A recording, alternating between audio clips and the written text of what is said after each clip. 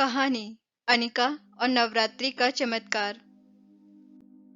अनिका एक महत्वाकांक्षी पत्रकार थी। उसकी आंखों में सपने थे। खबरों की दुनिया में सनसनी मचाने का सपना लिए वो रात दिन काम करती थी। लेकिन पिछले कुछ दिनों से एक अजीब सी बेचैनी उसके दिल में घर कर गई थी। सफलता की सीढ़ियां चढ़ने की जल्दबाजी में वो कहीं खो गई थी। मन का सुकून, वो खुशी जो पहले उसके काम में छलकती थी, वो धीरे धीरे गायब हो रही थी। अनिश्चितता, असफलताओं का बोझ उसे दबाए जा रहा था। हर खबर, हर कहानी उसे एक नए डर से भर देती थी। क्या वो सफल हो पाएगी? क्या वो अपनी महत्वाकांक्षाओं को पूरा कर पाएगी? एक तूफान सा उसके अंदर उठ रहा था, जो उसके सपनों को धुंधला कर रहा था। क्या ये बेचैनी उसके सपनों का अंत था? अनिका ऐसे ही कई सवालों से जूझ रही थी। उसे समझ नहीं आ रहा था कि वो क्या करे। ऐसे ही दिन गुजर रहे थे। एक शाम, जब सूरज ढल रहा था और नारंगी रोशनी चारों ओर फैली हुई थी, अनिका की दादी माँ ने उसे अपने पास बुलाया। दादी माँ का कमरा रोशनी से जगमगा रहा था। कमरे में एक अजीब सी रौनक थी। पूजा का स्थान इतना सजा था मानो कोई त्योहार हो। दिए जल रहे थे। कपूर और अगरबत्ती की खुशबू पूरे कमरे में फैली हुई थी। अनिका ने कमरे में प्रवेश करते ही पूछा, दादी, ये सब क्या है? इतना सुंदर क्यों सजा है सब? दादी माँ की आंखों में चमक थी।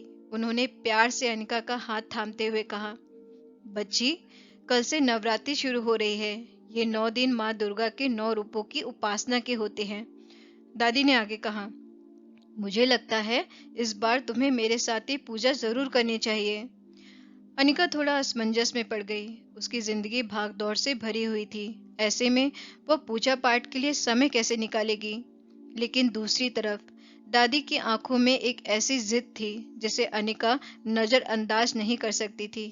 उसने मन ही मन सोचा, चलो, दादी की खुशी के लिए कुछ दिन की तो बात है। नवरात्रि शुरू हुई।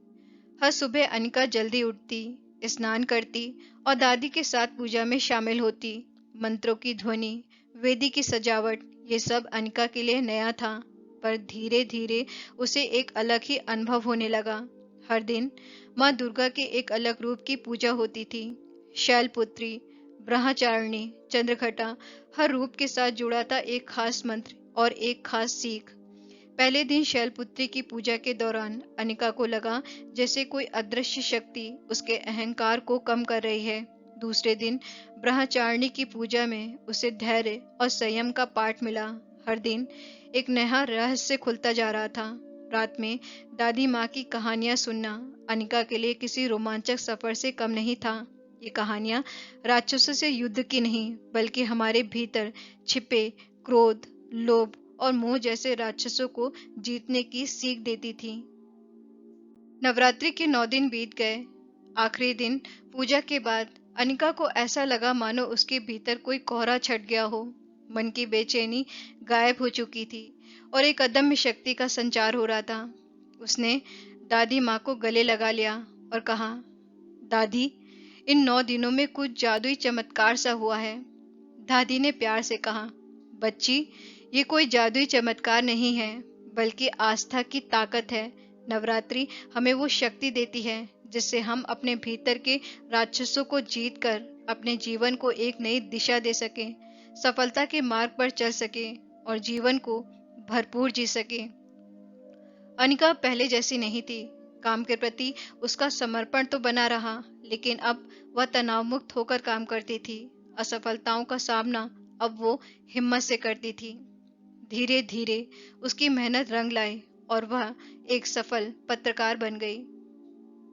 अनिका की कहानी नवरात्रि पर्व के रहस्य को बताती है। नवरात्रि पर्व के ये 9 दिन हमें वह शक्ति और दिशा देते हैं जिससे हम आधुनिक जीवन की अनिश्चितताओं और तनावों से लड़ सकें। यह हमें धैर्य, संयम और आत्मविश्वास का पाठ पढ़ाते हैं। हर साल नवरात्रि के 9 दिन निकाल कर अपने भीतर की शक्ति को जगाएं, अपने जीवन को नई दिशा दें और अपनी सफलता की कहानी खुद लिखें।